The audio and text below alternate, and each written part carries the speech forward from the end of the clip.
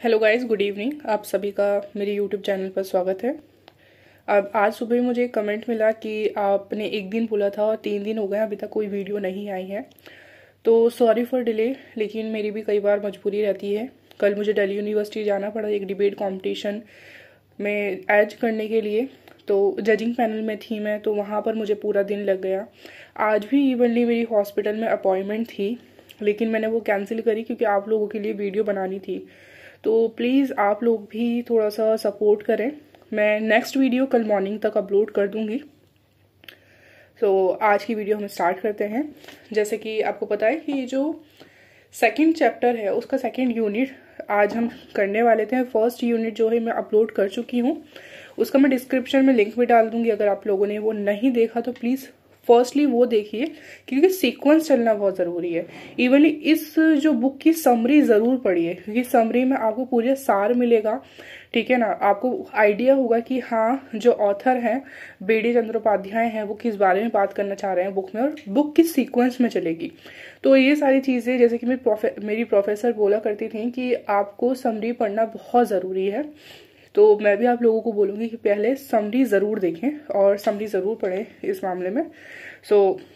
चलिए स्टार्ट करते हैं कि जो सेकंड यूनिट है वो बेसिकली क्षेत्रीय शक्तियाँ, जो जितनी भी जो छोटी छोटी पावर्स निकल कर आ रही थी जब मुगल एम्पायर का डिक्लाइन हुआ, और उस डिक्लाइन के बाद छोटी छोटी पावर्स उभर कर आना शुरू हुई, उन पावर्स के ऊपर ये कंप्लीटली चैप्टर है। ठीक है, तो इनको हम 3 पार्ट्स में डिवाइड करते हैं। फर्स्टली तो सक्सेसर स्टेट्स हैं, ठीक है, यानी कि उत्तराधिकारी राज्य। उत्तराधिकारी राज्य का क्या मतलब है? सक्सेसर स्टेट कौन से स्टेट होते हैं जो बेसिकली इंडिपेंडेंट हो चुके हैं, लेकिन सारी जो चीजें हैं उन्होंने वो अभी भी सेंट्रल जो पावर है यानी कि मुगल्स हैं उन्हीं की अडॉप्ट की हुई हैं। ठीक है ना, या फिर जो मुगल गवर्नर्स हैं वो अपॉइंट वहां पर हुए थे, और जो नेचर है उस स्टेट का वो कम्प्लीटली मुगल जैसा ही है। थोड़े बहुत चेंजेस किए गए हैं, लेकिन अब वो इंडिपेंडेंटली वर्क कर रहे हैं। तो ये उत्तराधिकारी राज्य था, जिसमें 3 महत्वपूर्ण थे, 3 सबसे ज्यादा इंपॉर्टेंट थे। एक था बंगाल, हैदराबाद और अवध। ठीक है, अब अवध, अगर सिर्फ बंगाल की बात करें तो बंगाल बहुत इंपॉर्टेंट है। इवनली कंप्लीट मॉडर्न इंडिया में बंगाल बहुत इंपॉर्टेंट रोल प्ले करता है। तो बंगाल को जब बंगाल की जो स्थापना है, ठीक है ना, जो इस्टेब्लिश हुआ वो इंडिपेंडेंटली सक्सेसर स्टेट के रूप में, तो वो 1717 में था। और किसने करा? वो मुर्शीद कुली खान ने करा, जो कि मुगल गवर्नर ही थे यहाँ पर, और 1707 में अपॉइंट किए जाते हैं, और आगे चलकर 1717 में वो इसे इंडिपेंडेंट स्टेट बना लेते हैं। ठीक है, वो एक तरीके से स्वतंत्र राज्य स्थापित कर लेते हैं। फिर दूसरा जो इम्पोर्टेंट है वो है हैदराबाद। ठीक है, हैदराबाद को जो है वो कब? 1724 में निजामुल मुल्क, ठीक है, निजामुल मुल्क आसफ जाह ने, जिन कोलिच खां भी कहा जाता है, उन्होंने स्टैब्लिश किया। ठीक है, और इसकी जो वास्तविक स्थापना हुई थी, ठीक है ना, वो 1740 में हुई थी। तीसरा सक्सेसर स्टेट जो है वो अवध है। 1722 में सआदत खान से यानी कि बुरहानुल मुल्क ने इसे स्टैब्लिश किया। और बुरहानुल मुल्क जो मुगल बादशाह जो थे मोहम्मद शाह, उनके द्वारा बुरहानुल मुल्क नाम दिया गया। अब सेकंड जो कैटेगरी आती है, जो स्टेट उभर कर आ रहे थे, ठीक है, वो सेकंड कैटेगरी में आते हैं विद्रोही शक्तियां, यानी कि वो पावर्स जो लगातार जो है मुगल से युद्ध करती आ रही थी, वॉर करती आ रही थी। मुगल के साथ एक तरीके से उनका कंप्लीटली वॉर चल रहा था टाइम पीरियड में, और वो बाद में जाके जब 1707 में एक तरीके से जो मुगल का डिक्लाइन देखने को मिलता है, तो उन्हें बहुत अच्छा मौका मिल जाता है खुद को अब एक इंडिपेंडेंट स्टेट स्टैब्लिश करने के लिए। तो वही विद्रोही शक्तियां हैं। ठीक है, इसमें फर्स्ट ऑफ ऑल जो है पहला जो नाम आता है ऑब्वियसली मराठा का आता है। ठीक है, दूसरा है सिख, तीसरा जाट, चौथा है अफगान रजवाड़े। ठीक है, तो ये 4 कैटेगरी हैं। इंडिपेंडेंट स्टेट के बिहाफ पर जो थर्ड कैटेगरी है वो थे जो कि एक तरीके से अपने स्टेट में एक इंडिपेंडेंट तौर पर काम कर ही रहे थे, ठीक है ना। जैसे कि राजपूत है, उन्होंने एग्रीमेंट वगैरह किया था मुगल से, लेकिन एक तरीके से वो इंडिपेंडेंट थे, आज़ाद थे अपने अपने एरिया में काम करने के लिए।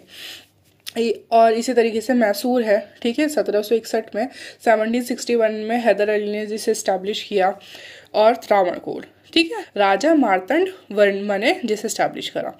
तो इस तरीके से जो ये नेचर है वो नेचर इस्टेब्लिश हुआ है, ठीक है। 3 टाइप्स में आप डिवाइड करेंगे, वो तीनों टाइप्स को मैं डिटेल्स में बता चुकी हूँ। अब थोड़ा सा इनकी डिटेलिंग ले लेते हैं कि सक्सेसिव स्टेट्स कौन से थे, ठीक है ना, उनमें किस तरीके से उनका जो डेवलपमेंट हुआ वो डेवलपमेंट किस तरीके से हुआ, ठीक है। देखिए इन सब के बारे में बहुत सारी इन्फॉर्मेशन पढ़ी जा सकती है, बहुत सारी इंपॉर्टेंट चीज़ें हैं, लेकिन क्योंकि अभी हम जो है प्लासी टू पार्टीशन वाली बुक को कवर कर रहे हैं, तो इसके बाहर से थोड़ी ज़्यादा नॉलेज मैं आप लोगों को इस वीडियो में देने में थोड़ा इग्नोर कर रही हूँ, ताकि वीडियो भी शॉर्ट बने और जो बुक में कंटेंट प्रोवाइड है उसी के बारे में हम ज़्यादा से ज़्यादा बात करें। जैसे कि मराठा है, मराठा को बहुत डिटेलिंग में पढ़ा जा सकता है, बहुत सारी चीज़ें हैं मराठा की, लेकिन क्योंकि हम बुक को कवर करने वाले हैं तो इसलिए थोड़ा सा हम बचेंगे इन सारी चीज़ों से। बाकी आप सभी से मैं ये ज़रूर कहना चाहूँगी कि आप वीडियो के बाद बुक रीडिंग ज़रूर करें, कंपलसरी है बुक रीडिंग। एक बार आप वीडियो देखने के बाद जब चैप्टर को पढ़ेंगे तो आपके डाउट्स निकलेंगे, आप वो डाउट्स आकर कमेंट सेक्शन में पूछ सकते हैं, लेकिन वो तभी होगा जब आप वीडियो देखने के बाद एक बार चैप्टर को पढ़ लें, ठीक है। तो अब शुरू करते हैं कि बंगाल को जब आज़ाद किया गया 1717 में, मुर्शीद कुली खां ने इसे इस्टेब्लिश किया। अब मुर्शीद कुली खां के बारे में अगर हम पढ़ते हैं तो 1708 में औरंगजेब ने इन्हें बंगाल का दीवान बनाया था। दीवान कौन होता है? जो रेवेन्यू कलेक्ट करता है उसे दीवान कहते हैं। तो 1708 में इन्हें दीवान बनाया। फिर से 1710 में बहादुर शाह ने इन्हें अपॉइंट करा सेम पोस्ट पर। 1710 के बाद फर्रुखशियर जब बनते हैं, ठीक है ना, मतलब कि जब बहादुर शाह के बाद फर्रुखशियर जब किंग बनते हैं तो इनके बहुत इम्पॉर्टेंट मतलब कि चेंजेस आते हैं बंगाल के नेचर में भी और मुर्शीद कुली खां की पावर में भी। मुर्शीद कुली खां को अब 2 पावर्स मिल जाती हैं। एक तो बंगाल की ही उन्हें पावर मिल जाती है, ठीक है, और एक उन्हें उड़ीसा की, ठीक। बंगाल में अब वो नायब यानी कि सूबेदार, जिसे डिप्टी गवर्नर कहा जाएगा इंग्लिश में, लेकिन इसका जो मेन वर्ड है हिंदी में वो नायब है, नायब या सूबेदार। इसे समझना बहुत ज़रूरी है क्योंकि आपकी पोस्ट का नाम ही ये है। डिप्टी गवर्नर आप समझने के लिए वर्ड यूज़ कर सकते हैं, लेकिन पोस्टिंग का जो नाम है वो नायब सूबेदार है। इसी तरीके से उड़ीसा में भी उन्हें गवर्नर, ठीक है, सूबेदार के तरफ से अपॉइंट किया गया। 1717 में क्या हुआ कि नाजिम यानी कि सूबेदार और दीवान दोनों की जो मतलब एडमिनिस्ट्रेशन पावर भी उन्हें मिल गई और रेवेन्यू पावर भी उन्हें मिल गई। अभी तक क्या हो रहा था कि बंगाल में दोनों पावर डिवाइड थी। डिवीजन की वजह से एक तरीके से बैलेंस बना हुआ था, जो सिस्टम था उस सिस्टम में बैलेंस बना हुआ था। लेकिन जैसे ही ये पावर एक ही इंसान को मिल जाती है, मुर्शीद कुली खां को मिल जाती है 1717 में, तो वो बहुत ज़्यादा शक्तिशाली हो जाते हैं, बहुत ज़्यादा पावरफुल हो जाते हैं और अब पावर ऑफ डिवीजन का कोई कॉन्सेप्ट नहीं रहता, ठीक है। और जैसे ही वो इतने ज़्यादा पावरफुल हो जाते हैं तो वो और ज़्यादा काम करना शुरू कर देते हैं अपने स्टेट को पावरफुल बनाने के लिए। अब वो क्या क्या काम करते हैं, जैसे कि सबसे पहले जो जितने भी पावरफुल लोग थे, एलीट क्लास थी, उस एलीट क्लास का जो मुर्शीद कुली खां है वो सपोर्ट हासिल करते हैं, ठीक है, अधिकारियों की निष्ठा के लिए कि जो जितने भी अब वो लोगों को अपॉइंट करेंगे, जितने भी लोगों को अपॉइंट करेंगे वो वही लोग होंगे, या तो वो उनके रिलेटिव्स होंगे, ठीक है, या फिर वो उनके फ्रेंड्स होंगे, या तीसरे कैटेगरी वो उन पर बहुत ज़्यादा, मुर्शीद कुली खां उन पर बहुत ज़्यादा बिलीव करते होंगे। इससे क्या हुआ कि जितने भी उनकी इम्पॉर्टेंट पोस्टिंग्स थी, मुर्शीद कुली खां ने जितनी भी इम्पॉर्टेंट पोस्टिंग करी, तो उन इम्पॉर्टेंट पोस्टिंग में सिर्फ वो लोग थे जिन पर वो बहुत ज़्यादा बिलीव कर सकते थे, जिन पर बहुत ज़्यादा विश्वास कर सकते थे। जबकि मुगल्स का जो एडमिनिस्ट्रेशन नेचर था वहाँ पर इस तरीके से नहीं होता था। तो ये बहुत बहुत मतलब कि डिफरेंट चीज़ थी, बहुत एक अलग चीज़ थी। ये नहीं करा कि अपने जो इम्पोर्टेंट जो अपने जो करीबी साथी हैं उन्हें अपॉइंट कर दिया, बल्कि जो उनके दुश्मन भी थे उन्हें भी स्टेट से बाहर निकाल देते हैं। ठीक है, लेकिन इन सारी चीज़ों के बावजूद मतलब कि वो वॉर्स भी कर रहे थे अपने स्टेट में, वो अपने स्टेट में ट्रीटीज़ भी कर रहे थे, वो अपने स्टेट में मतलब कि अपनी स्टेट की जो बाउंड्रीज़ हैं उन्हें बढ़ा भी रहे थे। लेकिन इसके बावजूद भी उन्होंने पूरी तरीके से जो सेंट्रल पावर है यानी मुगल्स हैं उनसे पूरी तरीके से अपने आप को कट डाउन नहीं करा था। वो वहाँ पे हमेशा जो है शाही खजाने में अपना जो रेवेन्यू है वो रेवेन्यू आराम से भेजते रहते थे। ठीक है, लेकिन ये जो बंगाल, एक और इम्पॉर्टेंट है कि ये बंगाल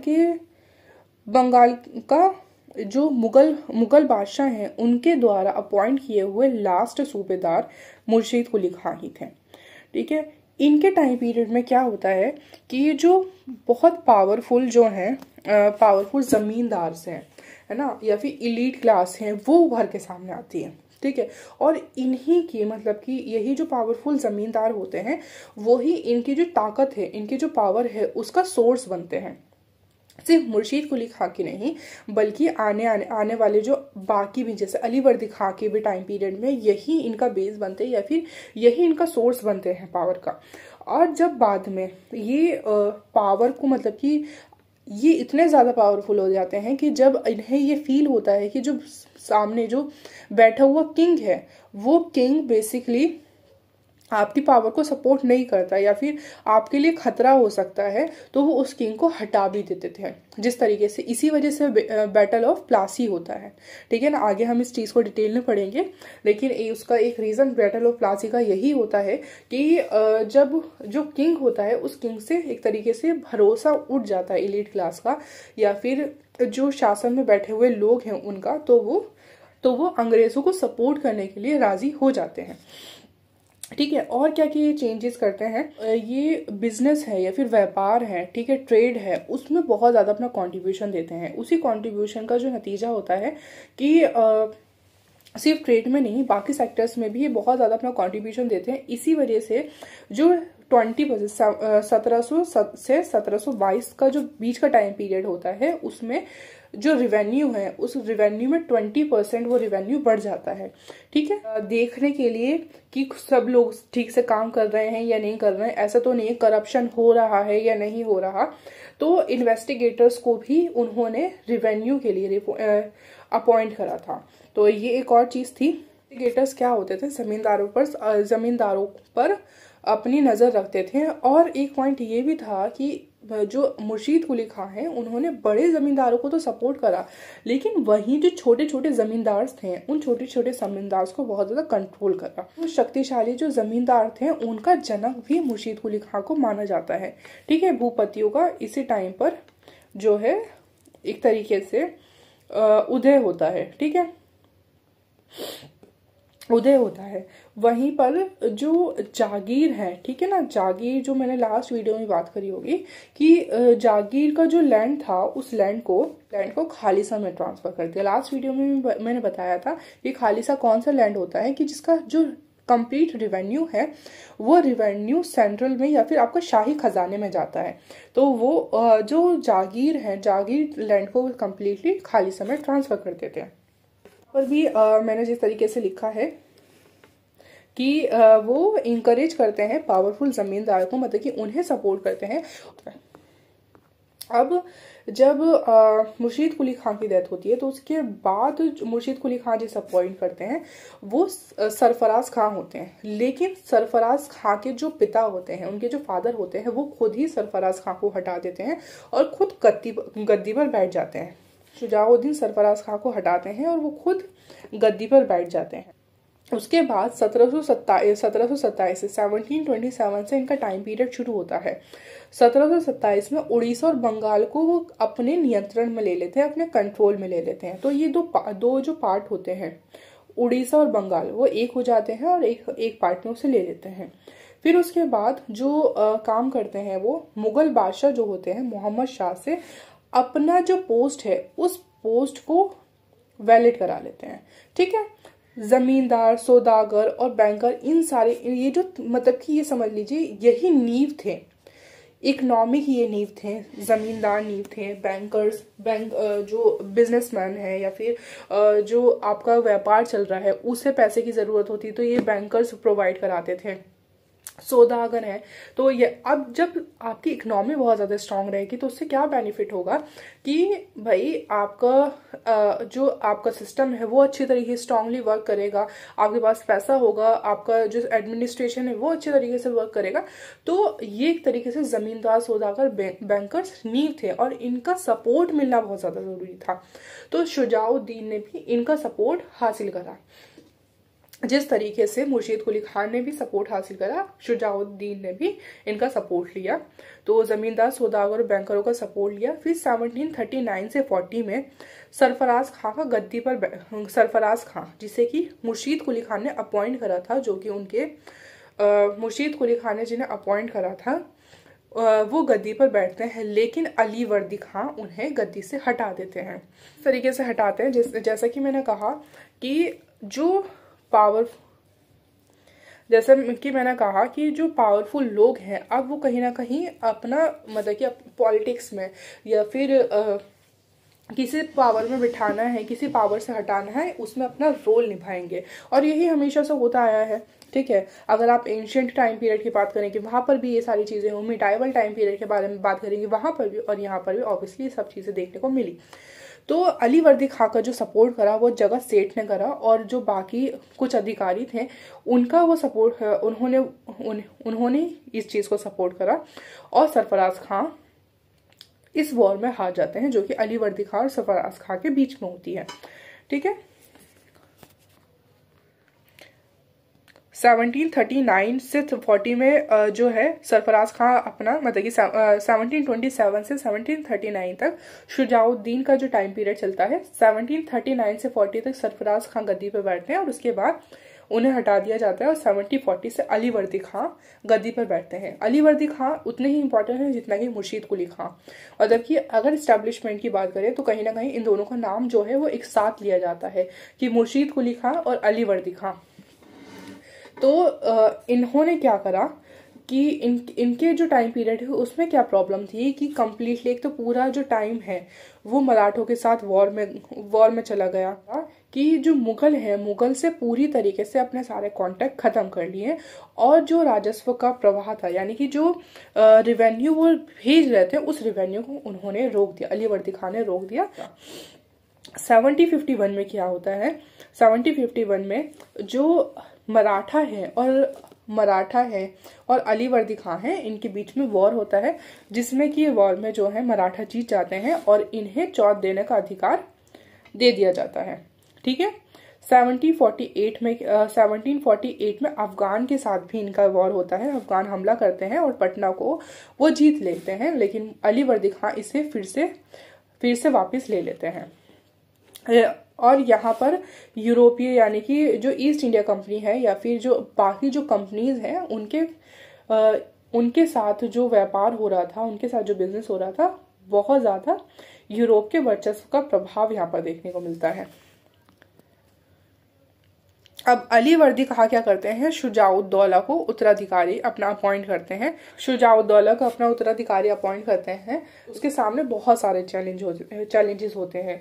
उसकी जो जब वो अपनी गद्दी पर बैठता है तो उसे जो चैलेंज करता है, एक तो घसीटी बेगम जो है वो चैलेंज करती हैं, जो कि बड़ी बेटी होती हैं, अली वर्दी खां की बड़ी बेटी होती है। इसके अलावा राजवल्लभ जो होते हैं वो, और शौकत जंग जो कि अन्य बेटी के पुत्र होते हैं, वो इसके जो टाइम है या फिर जो इसकी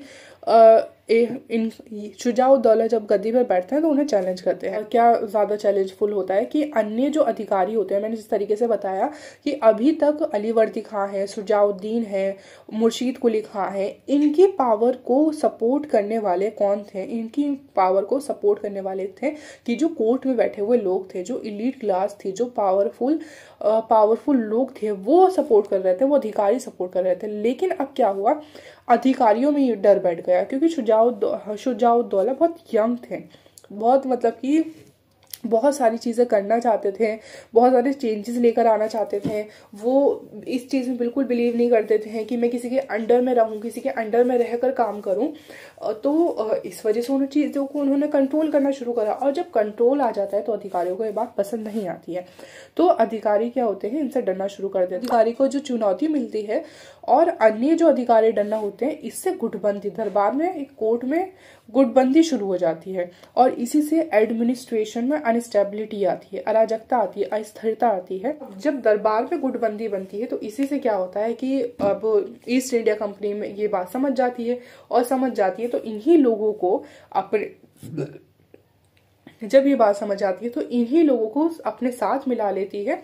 और फिर बैटल ऑफ प्लासी होता है। ठीक है, बैटल ऑफ प्लासी में शुजाउद्दौला का हारने का सबसे बड़ा रीजन यही होता है कि जो बड़े बड़े सेनापति होती हैं, वो सेनापति अंग्रेजों से जाकर मिल जाते हैं। ठीक है ना। तो शुजाउद्दौला ही जो आर्मी होती है वो उतरती तो है फील्ड में, लेकिन वो जीत नहीं पाती, क्योंकि उन्हें एक तरीके से उन्हें रास्ता दिखाने के लिए, मार्ग दिखाने के, मार्गदर्शन के तौर पे कोई नहीं होता। तो ये सबसे बड़ा जो लू फॉल है वो देखने को मिला। अब आगे बात करते हैं हैदराबाद की। ठीक है, एक तरीके से शुजाउद्दौला जब आते हैं तो फिर उनकी बैटल ऑफ प्लासी होती है। बैटल ऑफ प्लासी के बाद ये सारी चीज़ें खत्म हो जाती हैं। बंगाल का दौर वो एक अलग टाइम पीरियड है। फिर उसके बाद जो शुरू होता है वो हम आगे वाले यूनिट में पढ़ेंगे। यहाँ तक इनकी जो टाइम पीरियड है वो खत्म हो जाता है। अब नेक्स्ट जो है हैदराबाद। हैदराबाद को जो इस्टेब्लिश करता है वो निज़ामुल मुल्क इस्टेब्लिश करते हैं। आगे जो है सेकंड जो रूलर है नासिर जंग है, उसके बाद मुजफ्फर जंग, सलावत जंग, निज़ाम अली, नासिरुद्दौला और उस्मान अली खान। ठीक है, तो ये क्रोनोलॉजी है। क्रोनोलॉजी जो मैं वर्ड सुनती हूँ तो मुझे किसी इंसान की याद आ जाती है। आप कमेंट सेक्शन में बता सकते हैं कि आप क्रोनोलॉजी जब वर्ड सुनते हैं, बहुत फेमस हुआ था, तो आपको किसकी याद आती है। सो ठीक है, तो अब हम बात करते हैं चिंग कुलिच खां की। ठीक है, यानी कि निज़ामुल मुल्क की। निज़ामुल मुल्क इनका नाम होता है। निज़ामुल मुल्क जो टाइटल होता है वो किसने दिया था? फर्रुखशियर ने दिया था। और आसफ जाह जो इन्हें टाइटल है वो मोहम्मद शाह रंगीला ने इन्हें दिया था। ये तुरानी ग्रुप होता है, उसके ग्रुप के लीडर होते हैं। ठीक है, आपको पता होगा कि मोहम्मद शाह वाला जो टाइम पीरियड था इसके, तो जो लीडर्स थे वो लीडर्स डिवाइड हो चुके थे। मैंने ये सारी चीज़ें अच्छे से पहली वीडियोस में एक्सप्लेन करी हैं, तो मैं ये चीज़ फिर से एक्सप्लेन नहीं करूँगी। प्लीज़ आप पहली वीडियोस को अच्छे तरीके से देख लीजिएगा ताकि ये सारी कन्फ्यूजन क्लियर आपके माइंड में हो जाए। तो वो तुरानी ग्रुप के लीडर थे। ठीक है, तो जब ये मुगल दरबार में थे और मुगल दरबार में थे और तुरानी ग्रुप के लीडर थे, तो क्या हो रहा था कि जो सैयद ब्रदर्स थे, जो दूसरे ग्रुप में थे, तो वो क्या करते हैं, जो फर्रुखशियर होता है, जो कि जो मेन पावर में होते हैं, फर्रुखशियर को मार देते हैं और किसे बिठाते हैं? मोहम्मद शाह रंगीला को एक पपेट रूलर के तौर पर वो गद्दी पर बिठा देते हैं। और सैयद ब्रदर्स को कौन मारता है? फिर जो निज़ाम होते हैं, ठीक है, निज़ामुल मुल्क जो होते हैं वो उन्हें मारते हैं 1720 में, और वजीर के तौर पर अपने पद को, अपनी पोस्टिंग को संभालते हैं, जो कि वजीर के तौर पर काम करते हैं 1722 से 1724 थे। अपना रुख जो है हैदराबाद की तरफ लेकर आते हैं। लेकिन जो दक्कन है, अपना रुख जो है वो दक्कन की तरफ लेकर आते हैं। लेकिन दक्कन में क्या होता है? दक्कन में जो मुबारिस खां है, वो मुबारिस खां पहले से अपॉइंट हुए वो होते हैं, जो कि जो गवर्नर होते हैं, मुगल्स के गवर्नर होते हैं, मुगल की तरफ से वो अपॉइंट हुए होते हैं। इनके बीच में बैटल ऑफ शकरखेड़ा होता है। इनके बीच में बैटल ऑफ शकरखेड़ा होता है 1724 में, जिसमें कि निज़ामुल मुल्क जीत जाते हैं और उसके बाद वो अपनी जो पावर है वो यहाँ पर स्टैब्लिश करते हैं।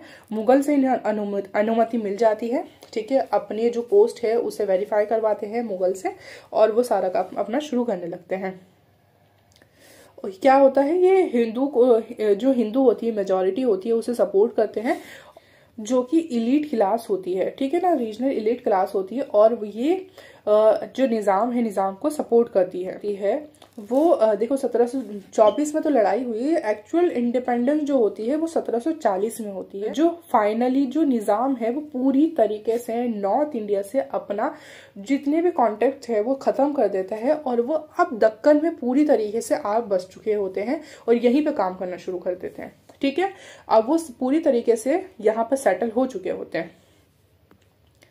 अब वो इंडिपेंडेंटली वॉर्स करते हैं, ट्रेटीज साइन करते हैं, ट्रेटीज करते हैं, मनसब्स अपॉइंट करते हैं। ठीक है, तो और जितनी भी इम्पोर्टेंट चीज़ें हैं, अपॉइंटमेंट्स हैं, वो खुद करते हैं। ठीक है, इंडिपेंडेंटली। अब उसके लिए वो जो शासन है या फिर मुगल हैं उनसे इसके लिए परमिशन नहीं लेते हैं।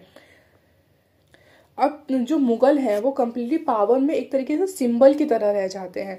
वो एक तरीके से उनके कॉइन्स रह जाते हैं, वो खुतबे में रह जाते हैं। मतलब कि मुगल्स कॉइन चल रहे हैं और उनका जो नाम है वो खुतबे में पढ़ा जा रहा है। इसके अलावा किसी भी तरीके से जो दक्कन है उसमें मुगल्स का कंट्रोल नहीं रहता। 1727 में क्या होता है, बैटल ऑफ पालखेड़ा होती है, जिसमें पेशवा बाजीराव फर्स्ट होते हैं और निज़ाम होते हैं, जिसमें कि निज़ाम हार जाते हैं।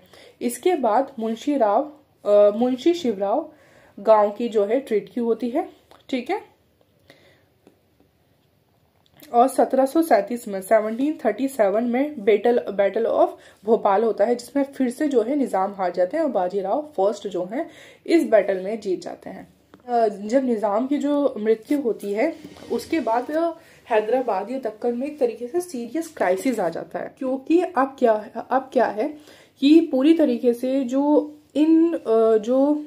अब पूरी तरीके से क्या होगा कि जो गद्दी है या फिर उत्तराधिकारी है उसके लिए लड़ाई होना शुरू हो जाएगी।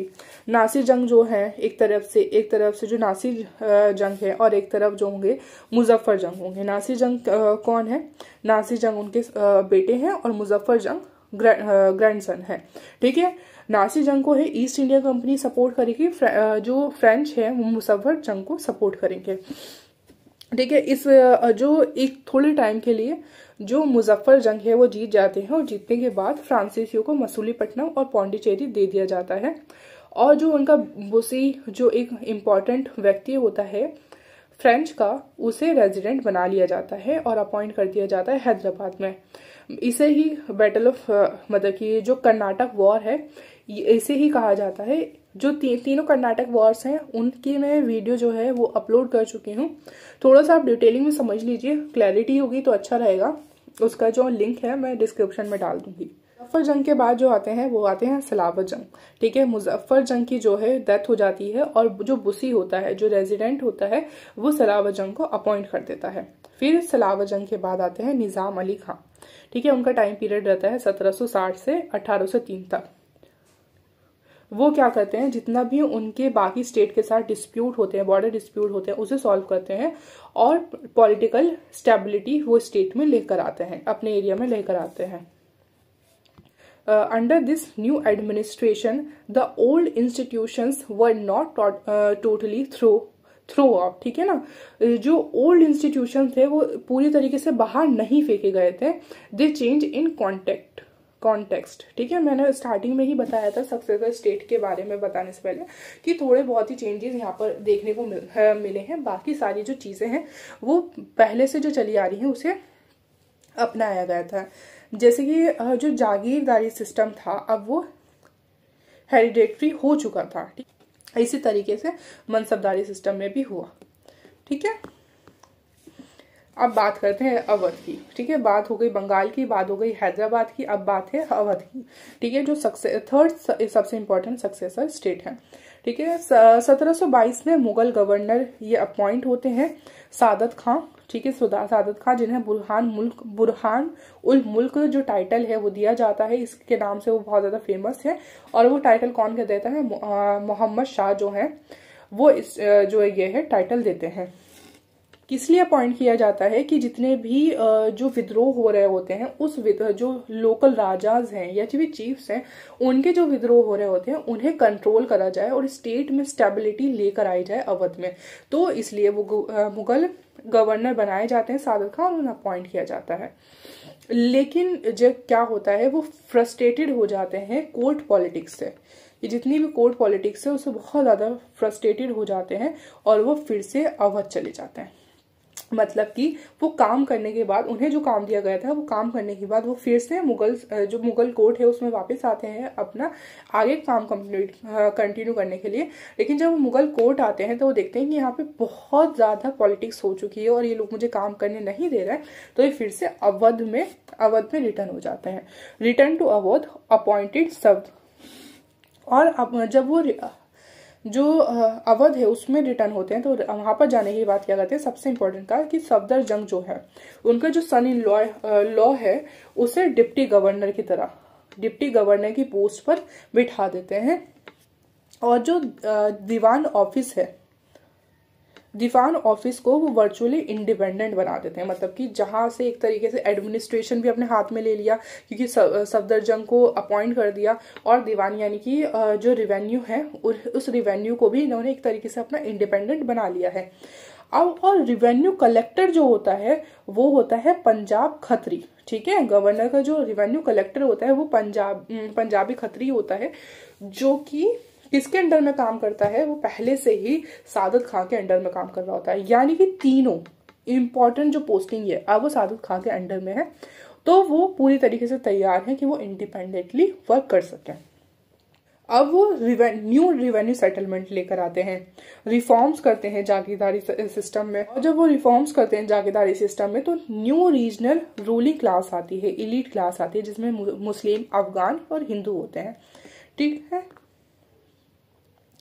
यही नहीं, वो यहाँ तक कि मतलब कि सेटलमेंट में लाने के लिए साथ साथ एक्सपेंशन करते हैं, अवध में एक्सपेंशन करते हैं।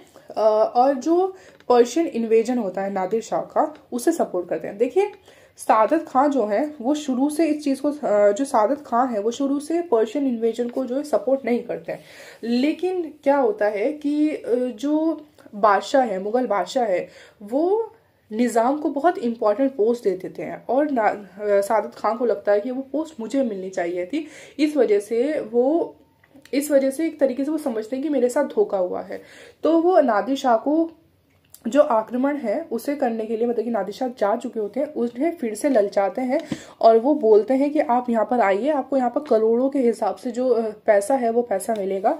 लेकिन जब नादिर शाह यहाँ पर आते हैं और वो ठीक है, वो जो सादत खां है उन्हें लगता है कि वो यहाँ पर आएंगे, थोड़ा बहुत चीज़ों को, मतलब कि चीज़ों को लूटेंगे और चले जाएंगे। लेकिन नादिर शाह जब यहाँ पर रहने लगते हैं और वो इस चीज़ को समझ जाते हैं कि जो सादत खां इस चीज़ को समझ जाते हैं कि मेरे साथ बहुत बुरा सलूक होने वाला है, तो वो सुसाइड कर लेते हैं।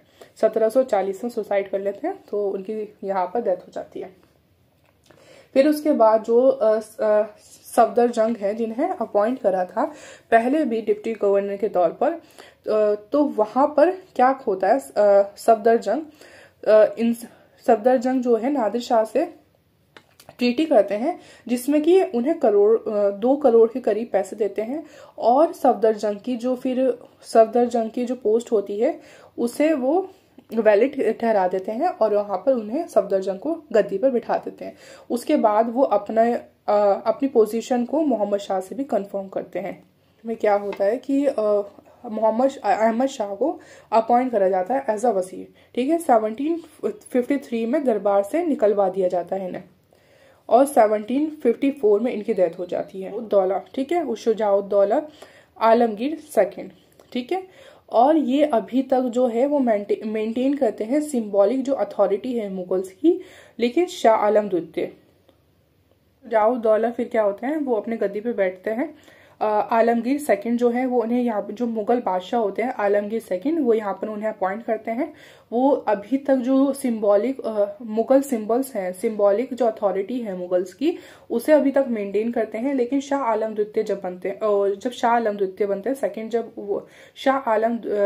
जब मुगल सम्राट बनते हैं तो शुजा को वो वजीर बनाते हैं और शुजा को ही वो वजीर बनाते हैं।